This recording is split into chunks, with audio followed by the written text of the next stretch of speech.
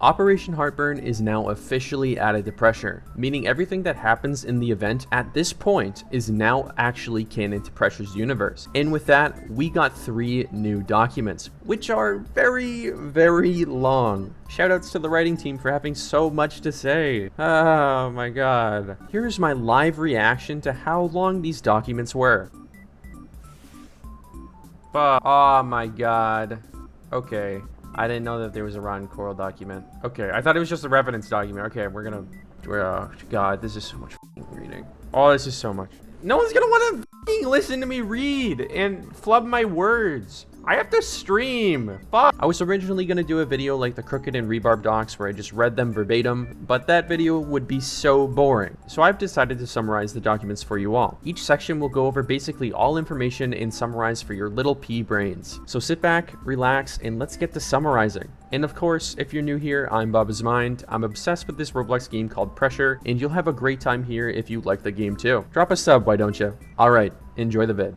A little disclaimer, these documents were a little difficult to decipher, so I had help from the writers themselves. Although I did have help, there may be some inconsistencies from communication. Let's start off with everyone's favorite funky hive mind, the rotten coral. Being a normal piece of coral, this deep sea decoration was one day unfortunately the victim of a holobiont, which is a fancy word for a bunch of organisms basically existing together in symbiosis. This coral grew and adapted to the Letvan zone as it migrated its way to this area, sinking deep within the cave systems of the said zone. As expansion missions were assembled to clear out these areas the coral lived, they assumed these massive stinky green coral would do nothing. So they brought LR-Ps down to help mine out the area. And wouldn't you know it, some of the LR-Ps were a little defiant. So, you know Urban Shade, they killed them. And as if karma was specifically watching over the entirety of the black site, the rotten coral thought it was a good idea to adapt once again. Taking over these dead corpses of the LR-P, the rotten coral was able to make the entirety of the body's organs function again, basically reanimating these corpses into fully functioning human husks. And no, this isn't like a normal zombie outbreak. The mutation of these corpses were so advanced, it's as if the bodies were alive again, not even in a state of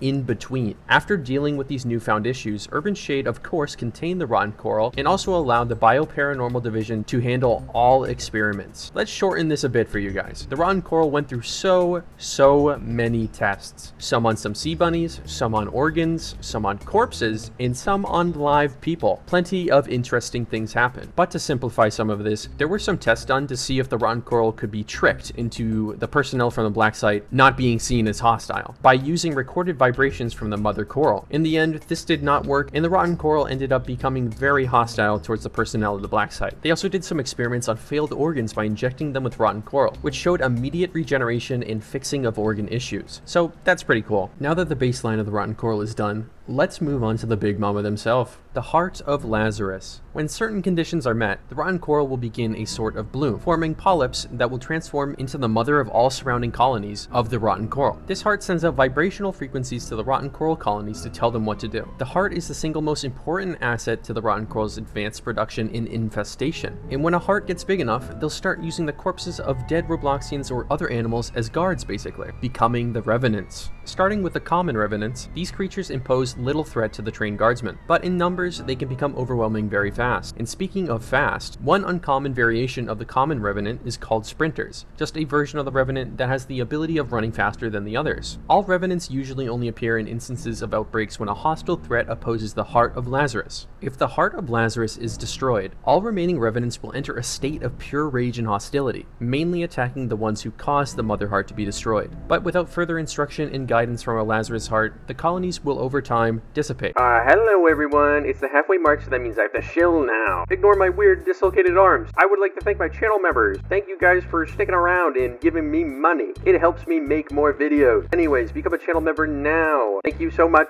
and let's get back to the video. Thank you everyone, thank you. And as the mother coral grows bigger and bigger, so does its intelligence, forming even more lethal versions of the revenants. Now we have our first variation of the revenant, the Scuttler. The Scuttler takes form when the deceased corpse of the host has entered a more further state of decomposition than the other hosts, causing the rotten coral to work overtime and re-establish motor functions to the body using what little assets it has, causing the arms to grow sharp hooks that allow for better movement and an antennae to grow out of the host's head, primarily using this for echolocation to get around. These versions of the revenants are much faster than the other versions and strike by lunging themselves at their target. Now we have the abscess. In high-stress situations, the heart of Lazarus will spawn these revenants as a ditch effort to stop imposing forces. Consuming the upper torso fully besides their spinal cord, the head area is repurposed into a methane balloon that will explode with rotten coral shrapnel when exploding. What I personally thought was really cool design-wise was that the reason the abscess grows like this is because it's almost like a TNT lever, rising up before shooting down to explode. Next up, we have the Rook. The Rook, as stated in my predicting video, is the main tanky force used to stop most threats. Also, I was somehow gaslit into thinking this thing wasn't multiple bodies stitched together, when it actually is. Play the freaking clip. Which act as defensive sentinels for the colony.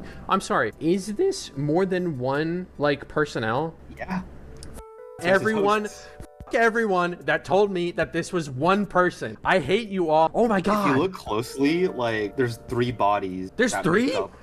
Yes, there's 3. There's one at the top where, like, you can see, like, the little coral sprout. There's one that's, like, kind of in the middle, and then there's one that functions as its, like, legs. There's 3.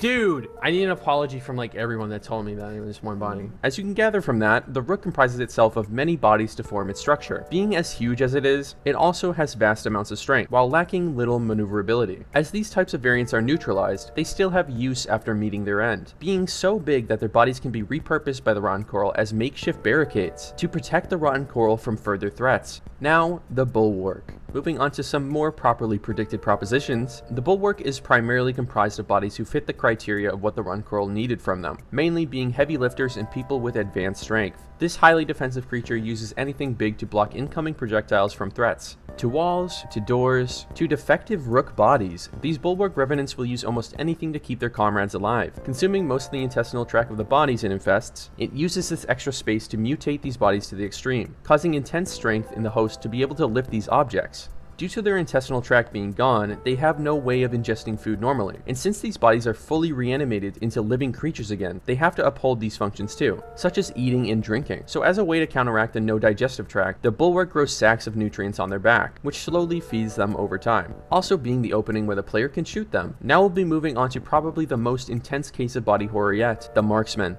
In another beautiful prediction from yours truly, the rotten coral actively seeks out Robloxians with previous firearm training to become these Marksman revenants, preferably using the blacksite heavy machinery turrets as their best option for firearms. Due to having a limited source of ammunition, the rotten coral has thought of a way around this, by completely changing the organs within the hosts to a makeshift ammunition harvester, its stomach becoming a reproducing bullet maker, the intestines becoming ammo mags, and so on. Truly quite disturbing. And yeah, they still suck at shooting and don't understand the meaning of friendly fire, so yay. And as for Pariah, this one is getting its own document, and I don't want to make a segment on this until I know even more of its story, so we're gonna hold off on this one. But instead, let's talk about the Skull Pulse laser drill.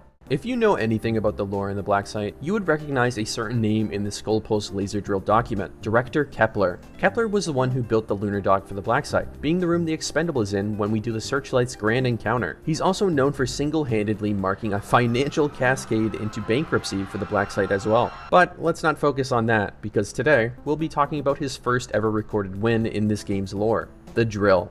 The Skull Pulse laser drill fires a steady beam of superheated laser into the earth to mine out vast deposits for ores. And while one might be confused on how this would be effective, being one of the most largest things the Black Site has possibly constructed, you can't really move this thing around. Being 300 studs across in every direction, this thing is going nowhere. But as if the Almighty was watching over Kepler himself, the drill hit one of the biggest deposits of platinum in recorded history, functionally making Kepler's idea for this drill unreasonably valuable and effective. That is, until all the platinum is gone. Then what?